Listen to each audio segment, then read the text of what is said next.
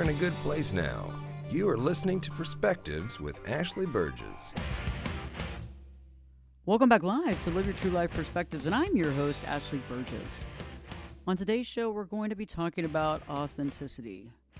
We talk about that a lot on Live Your True Life Perspectives. It's a big key word here in our lives. When we try to be authentic, we work to be authentic. We do to be authentic.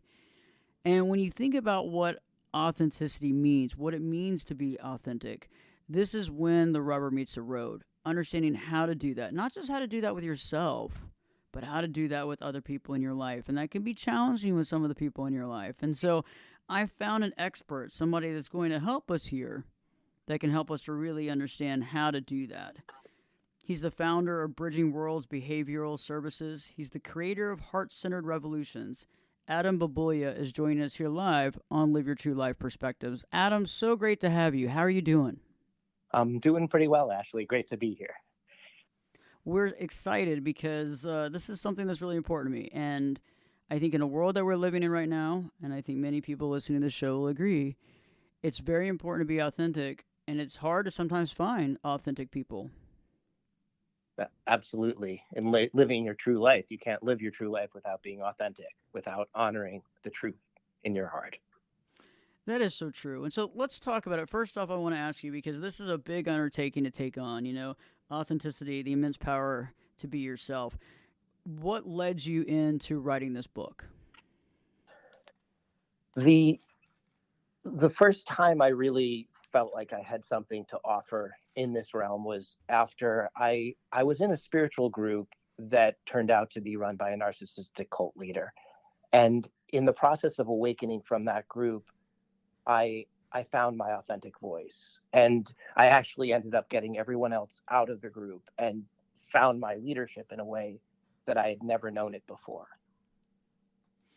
That is amazing. Wow. Like being in a group like that, having like this kind of spiritual guru talking, being in charge, and then you really kind of awakening and opening your eyes to the situation and realizing not only in your eyes, but realizing in your heart that this is not something that was right. Yes.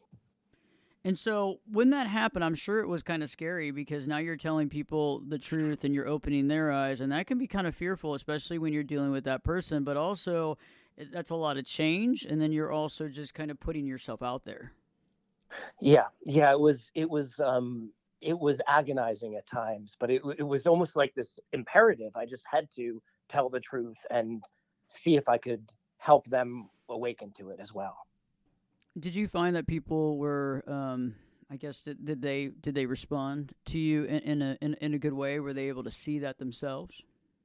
The people that were closest to the leader had the hardest time seeing it. And for a long time, I had several conversations with them, and it went nowhere. They just turned it back on me using the sort of language of the group. But when I went to the next layer out, there was somebody who was already trying to leave the group and had just been talked back into it. And as soon as I talked with her, I just said to her, if you want, you can leave. And suddenly, like just in a 5-minute conversation, she was free of the group. And then it's like once one or two people saw it, everyone started seeing the truth.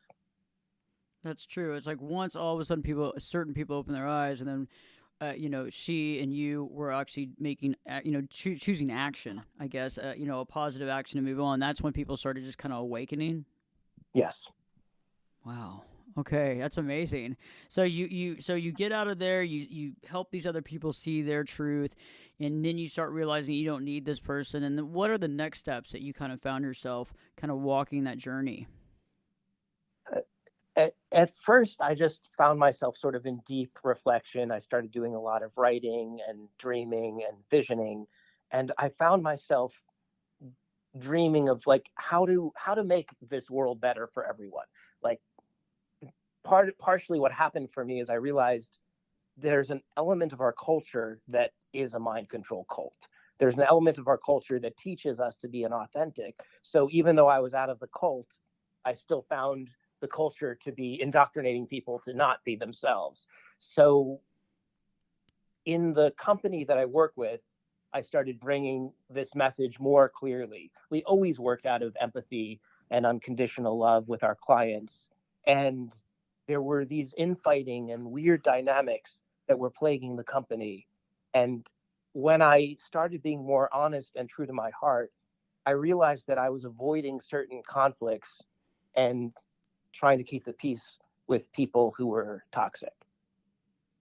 And Interesting. after this awakening, I just had initially I had no patience for that. I just was like intolerant of anyone who wasn't being true and honest. And my life became very intense for about 6 months. There was a real like turning up of intensity. And then I got adjusted to this new level. Very cool. Okay, so at first it was kind of crazy because I know like when we start doing different things, when we start living a different life, especially when we start living a life based on our honesty and truth and not not placating. I think that's a big thing that a lot of us do because I think we've learned it, growing up with the parent dynamic, or we learned it, within school or what have you, where we placate or we just go along with things just so we don't rock the boat. Absolutely. So what Yeah, happened with the culture? I mean, when you got in there and you started doing that, how did the culture change? So like you're changing things. Did it start, resonating with other people? Was it, like just a current, a wave that changed other people, or did it take time? I found some people immediately resonated with where I was coming from, and there was no issue.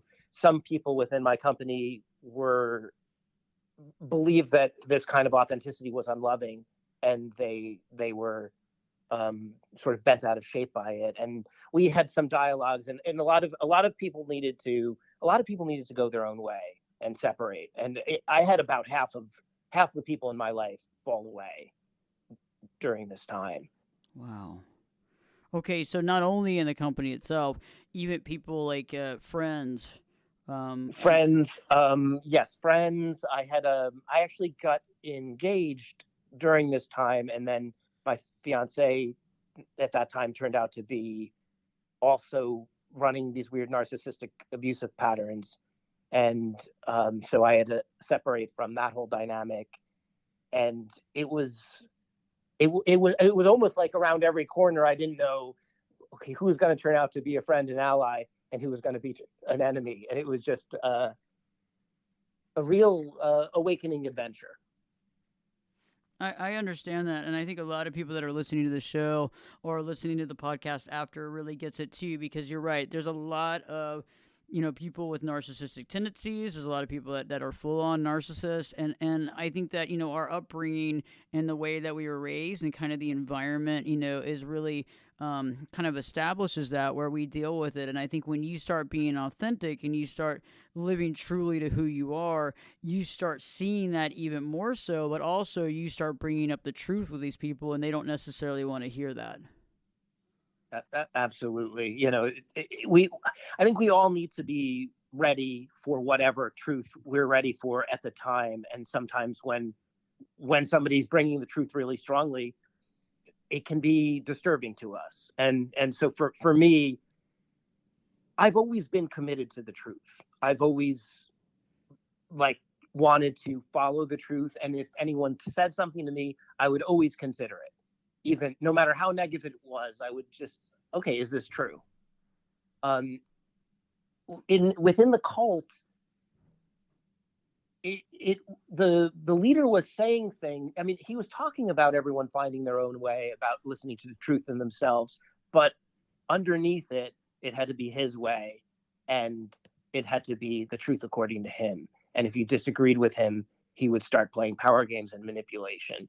And that was the interesting thing about being in that group, is this kind of double speak, where out of one, and the words are not matching the feeling. And a lot of times that's what I find with people who are not really supportive of you. Sometimes they'll say the right things, but it just doesn't feel right. That's really deep. The words not matching the feelings. Yes. Wow. Oh, that's very true, because you're right. It's like somebody might be saying, like, for example, maybe you're going through a hard time and they might know how to say the words like, oh, I'm really sorry, or is there anything I can do for you? but does it really feel like they feel that way, or is it like initially on the phone they're saying that to be able to get off the phone and make themselves feel okay about it? Yeah. I mean, a lot of times people are putting on airs like, I want to appear a certain way so people will like me. I want to appear a certain way so that I'll have influence over you. And that is just simply not authentic. Authentic people are not trying to manipulate you or spin you in any way. They're simply sharing what's there in their heart to share. That is so true. So let me ask you. So let's segue into, because I think there might be some folks out there that say, you know what is authenticity? Can you give me a good definition of what you think authenticity is? Absolutely. The way I define authenticity is a state of being completely real with what one is experiencing in the moment, without any need to hide information or consciously filter or modify one's natural state. So, like, in that sense, I might not share my deepest, darkest secret with you, but I'm not hiding it from you energetically. I'm not putting on anything, but simply being true to what feels right to be in the moment. Okay, that makes sense. So, yeah, not hiding it, not trying to dilute it, not trying to avoid it or act or minimize it or make it bigger, just being honest in the moment. Yes. And That's you don't have to share everything. It's not like I have to tell you everything that I'm thinking and feeling. I simply share what I feel moved to share. okay. But I'm not hiding. I'm not saying you can't find out about that corner of my life, because then you'll think I'm inauthentic and then you won't love me. I'm simply I'm simply here sharing what I'm moved to share. Okay, I like that. So, what would be the opposite of authenticity? In a lot of ways, the opposite of authenticity is narcissism, in the sense that the narcissist creates a false self that they are putting out to the world as if it's their real self. Hmm. Yeah, so definitely they're creating a mask. They're putting a mask on and creating this reality because they think that this reality is what other people want, or this will make other people happy, or people like them, basically. Yes. We wear the Paul Dunbar wrote a poem. We wear the mask that grins and lies. It hides our cheeks and shades our eyes. This debt we pay to human guile. With torn and bleeding hearts we smile. This is actually around slavery and all of that, but that there is that kind of mask that they're hiding behind. Interesting. Okay, yeah, and I agree with you. That mask is very interesting. There's a lot of people out there that are wearing it, and there's a lot of people that have gotten rid of their mask. But you're right. It's a lot of that. Definitely. I'd like to talk more about this when we return for sure, Adam, if you're up for it. Absolutely. I think there's a lot to be said here. We're going to be talking about a lot of things today, by the way. A lot of things about authenticity, understanding authenticity, how to be authentic, how to talk to other people, how to have that communication, how to have that conversation. Because I think a lot of us are in relationships that we're not able to communicate honestly. Maybe we're in fear of what the other person's going to feel or think or do. And so we stay there quietly without talking our truth, and we're hurting everybody in the process. So we're going to talk more about that, how to start that communication, how to begin to start the truth telling, and how to really have that connection with yourself, because this is really, really, really powerful. Stay tuned. Live Your True Life Perspectives with your host, me, Ashley Burgess, will be back in. I'll be back this time. You know it. I'll be back this time in 2 shakes.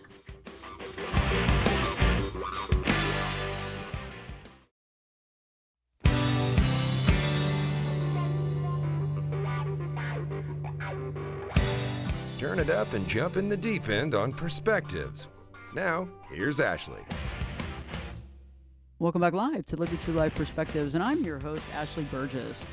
Joining me today is the author of Authenticity, The Immense Power to Be Yourself, Adam. Adam and I have been talking, and Adam, I'm so intrigued. We were talking about the definition of authenticity and what is the opposite of authenticity, and you'd brought up the fact of narcissism, and how narcissists have a tendency of wearing that mask. Let's talk a little bit more about that, about how the separation from authenticity we find that in. Yeah, the narcissist is creating a false self, and sometimes they're convinced of this self, and they put on airs, and they're trying to get something from you, usually narcissistic supply. is the term that we often hear. And that could be attention, that could be power, influence, sex, money, but they're trying to objectification is a core part of narcissism. So when we're relating authentically, empathy is part of the whole thing. We care about the other person. I was just before the break, Ashley and I were talking, and it's like, for me, it's so important that this is a conversation, because I want this to be a good experience for you too, Ashley, not just me sharing what I have to say. It has to be reciprocal. But when we're in a narcissistic pattern, we objectify the other. We don't treat them as human beings in themselves. That's so true. It's like, and the one person finds themselves, the empathic one, and a lot of people that listen to the show have much empathy, and very empathic. And I think being an empath is a superhero strength, but it's like you find yourself as an empath basically catering to these people and losing a lot of your authenticity, because you start losing your identity without being able to speak up or speak your truth. Absolutely. They distort the field around them. The narcissist kind of creates this whole thing where they're so insistent on their way that as an empath, your tendency is to be flexible and go along with things. And that's what I find. It's so important that as sensitive people, as empaths, we really listen to and honor our heart. And if somebody's trying to get us to go along with something that doesn't feel right, we pay attention to that still small voice, as the Bible refers to it as, that intuitive niggling that says, something just isn't right here.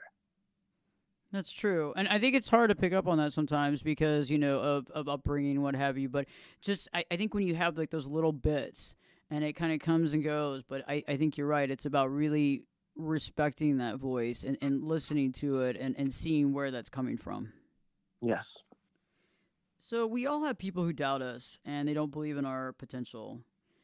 Adam, how have you handled people who don't believe in you when we're talking about authenticity? Good question. In a lot of ways, I always listen with an open heart and open mind to what people say. So if people bring doubts, if somebody doesn't like the way I'm leading something or they don't like the way I'm doing something, I listen and I'm open to, maybe there's a better way I could be doing this. So I always want to have that openness.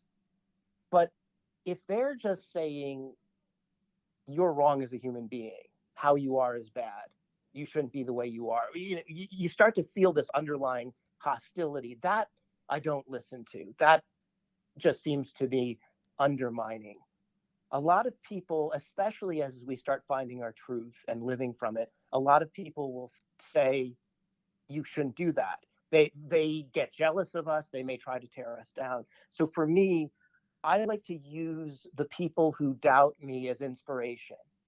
I at one time I used to call it like this process of taking enemies and turning them into energy. Basically, you take their negativity and you let it fuel you. You let it inspire you, because it's, it could be initially to prove them wrong, but ultimately it's not about proving anything. It's about being ourselves, because that's what we're meant to do. We're meant to be ourselves. That is so true. When we return, we'll be talking more about authenticity, more about awakening to yourself and understanding that. So stick with us. Live your true life perspectives with your host, me, Ashley Burgess, will be back in. I'll be back this time in 2 shakes.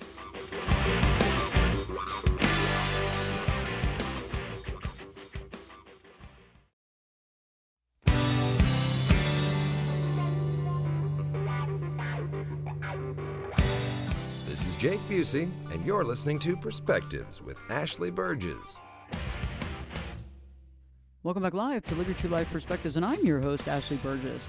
Joining me today is author of Authenticity, The Immense Power to Be Yourself, Adam Bulbulia. Adam, I think it's very interesting. We were talking right before the break about the potential and, people that don't believe in your potential, and I thought that was very interesting in how you handle them.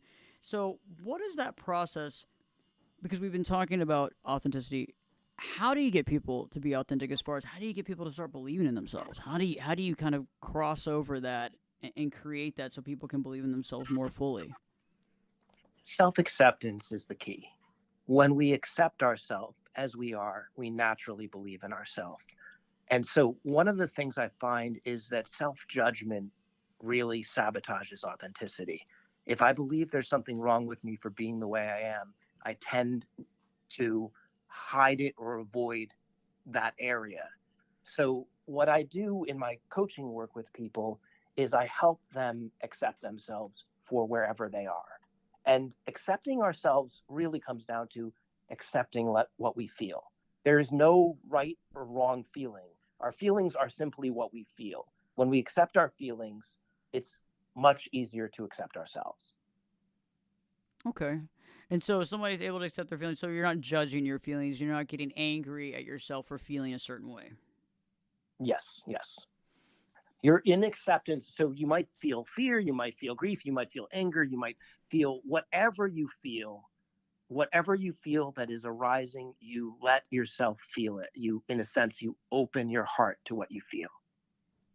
Okay. Opening your heart, allowing yourself to be honest. So let me ask you, because I think that a lot of people have been married for a long period of time that are listening to the show, maybe in long term relationships, what have you. And a lot of people out there feel like they can't speak their truth. And so I think they hold on to their feelings, they hide them. So how does somebody begin to tell their truth? How does somebody begin to, to truth tell, you might say?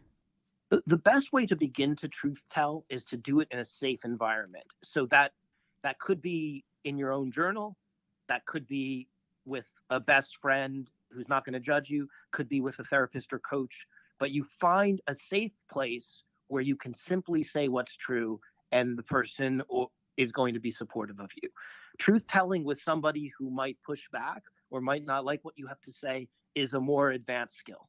And you want to work up to that. If you have trouble even knowing what you think and feel, the first step is really to share that with yourself. Journal writing, meditation, any process that gets you in touch with what you really feel will help you develop that sense of what is true for me. And also being able to allow, so let's say, like, you pick a best friend that you really, really trust. And I think this is really important, though, to really think about who you're going to tell this to. Like, if you're really going to have like a really deep, real, authentic conversation, you really, and I'm not saying that people don't have wonderful friends, but you really want to think, I think, pretty deeply about that. Do you suggest that, Adam? Absolutely. The person you hang out with all the time might not be the best person to hear your most authentic truth. It's usually the person who has the most wisdom in your life, the person who doesn't judge you and you can say anything to. That's the person that you want to practice with first. So, okay, so let's say like you practice with that person and you're able to, speak your truth and you're able to listen to their truth too, because it's two ways. Yes. And not judge them. How do you get, okay, so how do you step up a little bit, and begin this truth telling with maybe some people that might judge you or find judgment or argue? I mean, what are some thoughts about that? When you start sharing the truth with people who might push back, you want to be ready for the pushback.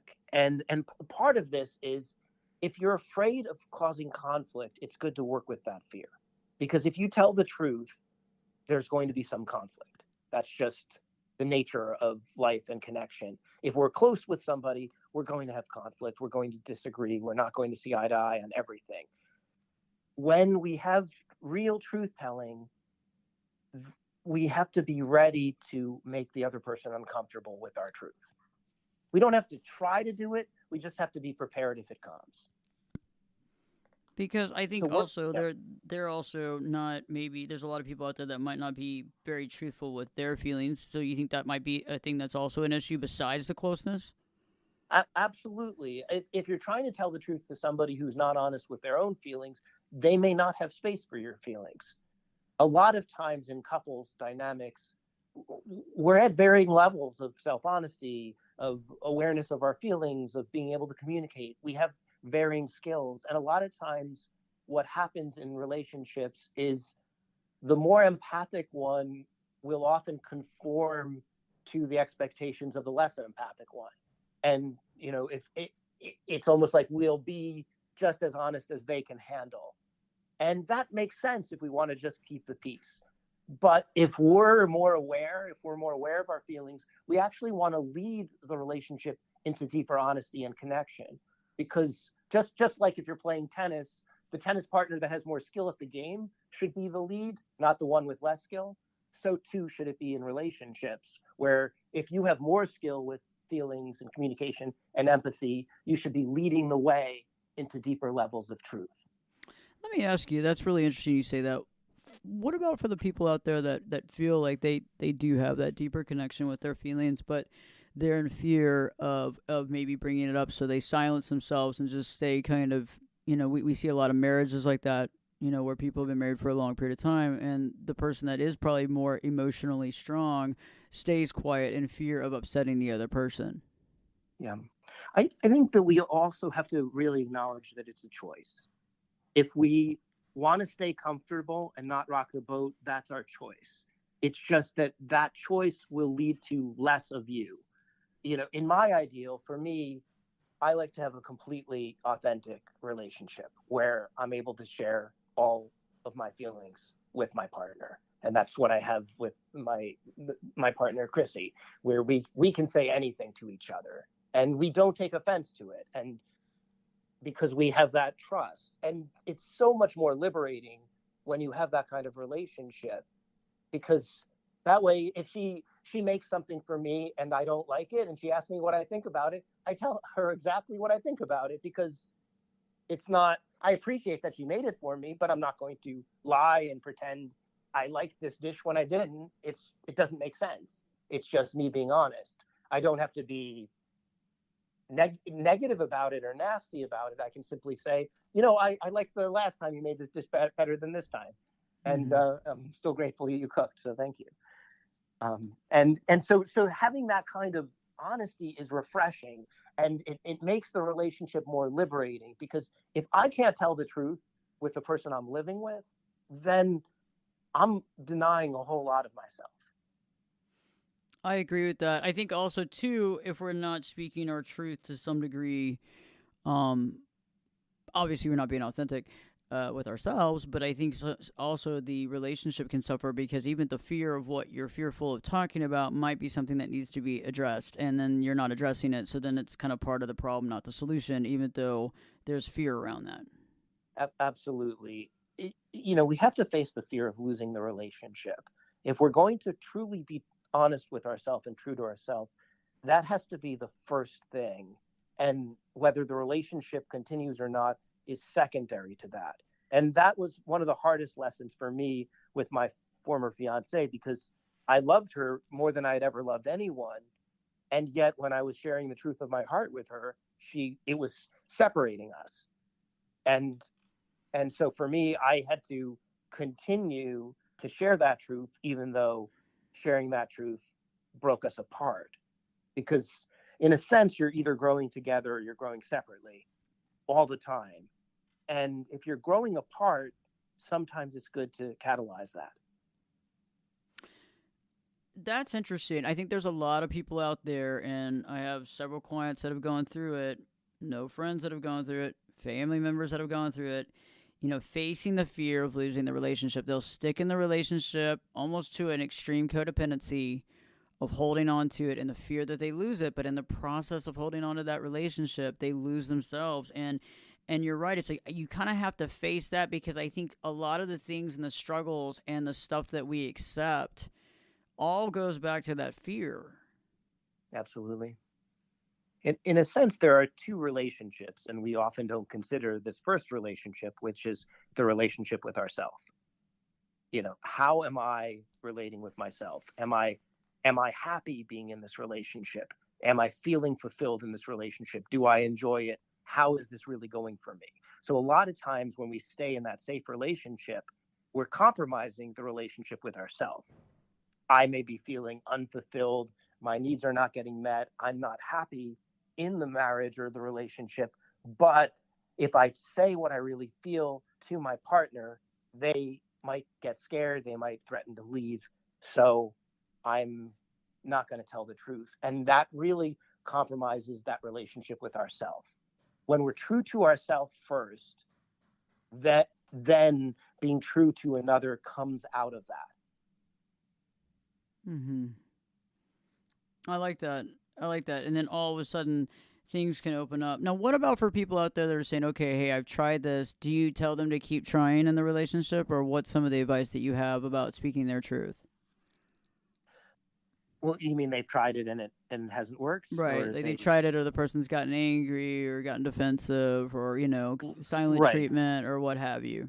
Yeah. I mean, I think it's always a choice based on like what kind of relationship do you want, and if you are happy with your relationship and you want to keep the status quo, then you can do that. If you've tried to speak the truth and it's gotten shut down, then to me you're not in the right relationship, or you haven't found the right way to get through to your partner.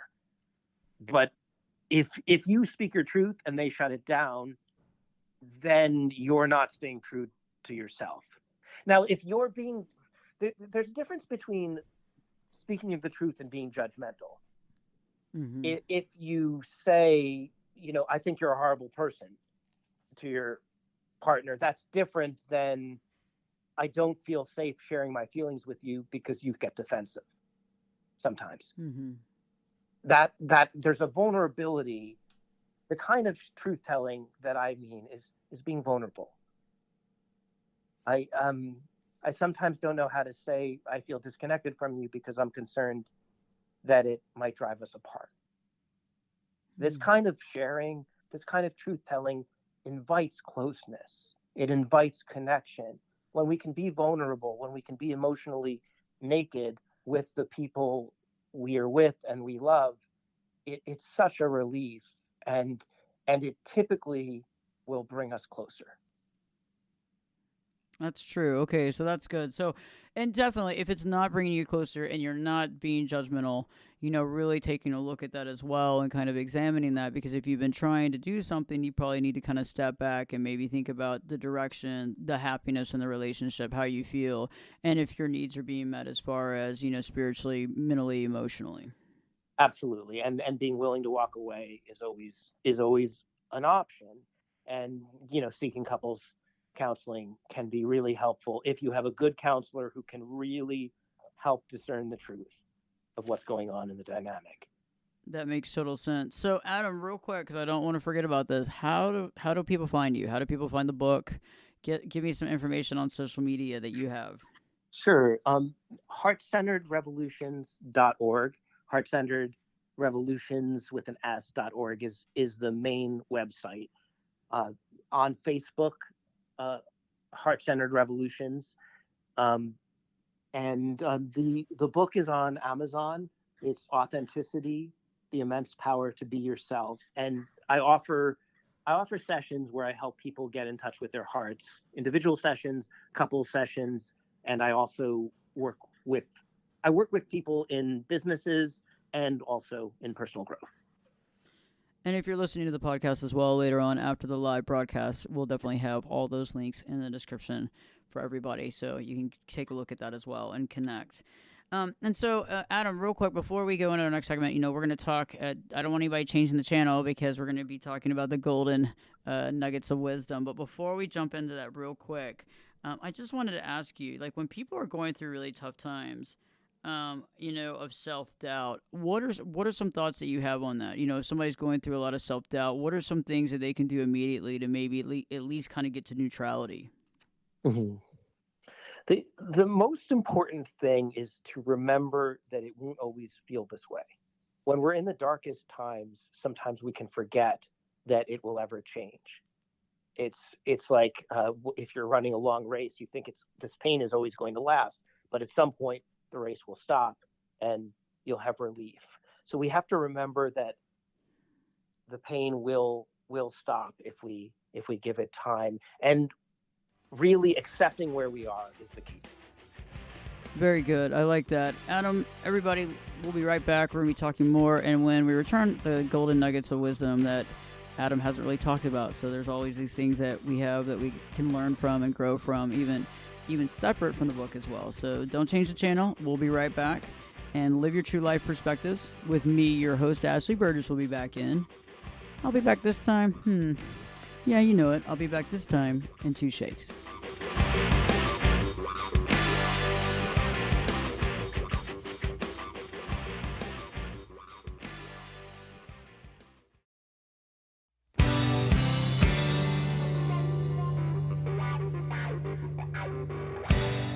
Get in here.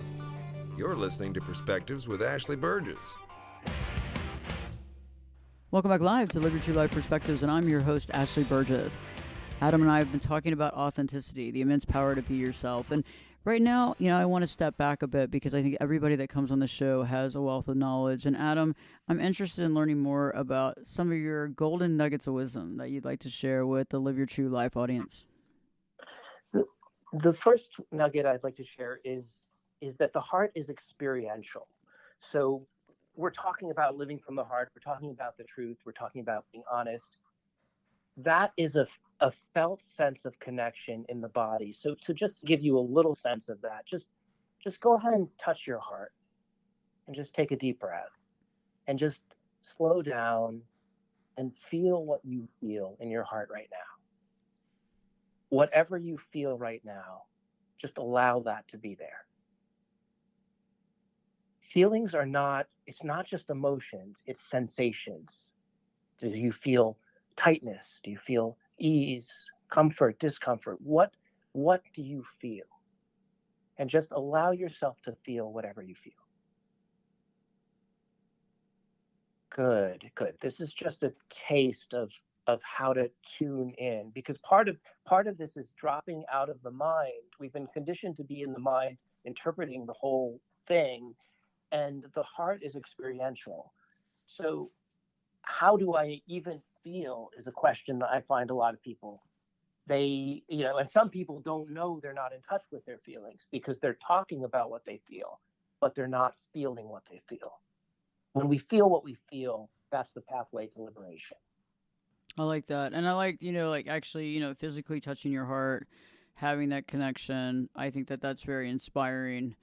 For sure. And so, last thought, for today's show is like, when people are really working to be authentic and thinking about that, it's okay to make mistakes. It's okay to question. It's okay to have certain feelings, but being able to accept that. And so are there other things that people can do too to be more accepting of themselves? Maybe to give themselves more grace as they're walking through this?